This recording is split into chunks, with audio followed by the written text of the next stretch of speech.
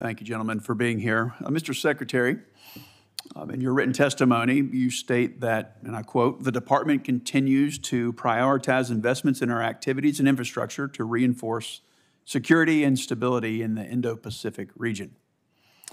So I'm all about prioritization, but it's hard to square that when the department has done so and properly prioritized deterrence in the Indo-Pacific, when we're told that there's at least $11 billion in unfunded requirements for the Indo-PACOM. Over the weekend, this committee received a letter from Secretary McCord in fulfillment of your, Mr. Secretary, responsibility to submit a report that prioritizes matters identified as unfunded priorities by the senior military officers of the services and combatant commands. So, Mr. Secretary, is there a reason that you chose not to rank prioritize the list of unfunded priorities submitted to this committee? Our most pressing priority currently, Senator, is to try to get the supplemental passed. And if we can get that through, I think that will help us in a number of ways. And so I certainly appreciate the Senate's help in terms of the bill that you passed. And I would hope that we'd see some progress on this going forward. Our commanders are required by law to submit unfunded priority lists. We encourage and require commanders and service chiefs and secretaries to invest in their base budget what's needed to make sure that we can maintain a credible fighting force. And this year we chose to invest in readiness and also in taking care of our people. And that caused us to make sure that I have to make some choices about modernization for the longer term. But those are choices that I think with a higher top line in the future we can certainly recover from. Thank you, Mr. Secretary. I want to cut in. You mentioned that it is required by law. That's actually Section 222A of Title 10. And I would just like to point out that it requires rank prioritization, and that was not ranked with priority. And the letter that this committee received further states that he, meaning you, Mr. Secretary, has determined it is not necessary to fund these programs in fiscal year 2025 to execute the defense strategy at an acceptable level of risk. So my question to you, Mr. Secretary, is what is an acceptable level of risk to you as described in this letter? Well, as you may have heard me say earlier, Senator, we go through great pains to link our budget requests directly to our strategy. And so we're confident that we can execute the strategy with the things that we've asked for, even though we've had to make some tough choices because of a top line that's been mandated.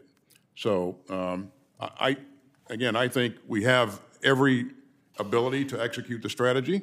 Certainly in the out years, we're going to need an increase in top line, and we certainly would appreciate Congress's support in that endeavor. So. Thank you, Mr. Secretary. General Brown, again, thank you for being here. Would you agree that ships, aircraft, munitions form the basis of military capacity, capability?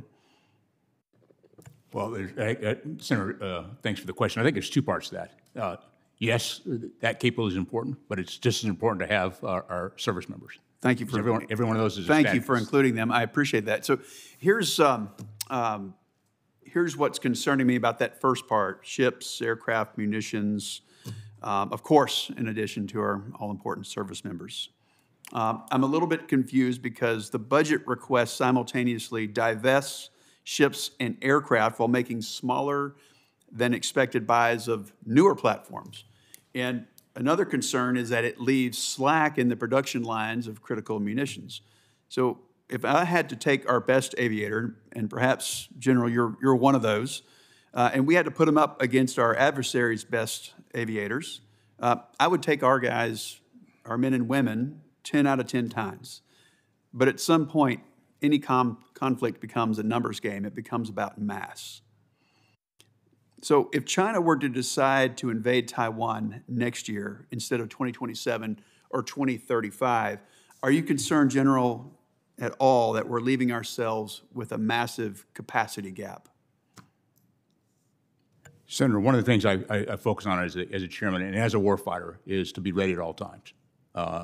No matter what, because you can't predict the future, but we have a responsibility to shape the future, and that's why we're here to testify on this budget.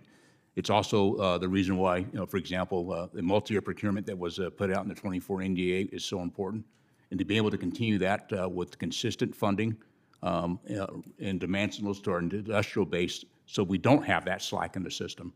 And so getting the budgets on time helped to decrease that slack, to increase the trust and bring down the cost, and to get capability in the hands of our warfighters much faster than we do today. Thank you, General. Just briefly, the committee heard, and you and I have talked about the F-15E Strike Eagle. The committee heard from the commander of Indo-PACOM that there's a role for Strike Eagles in the scenario in Indo-PACOM.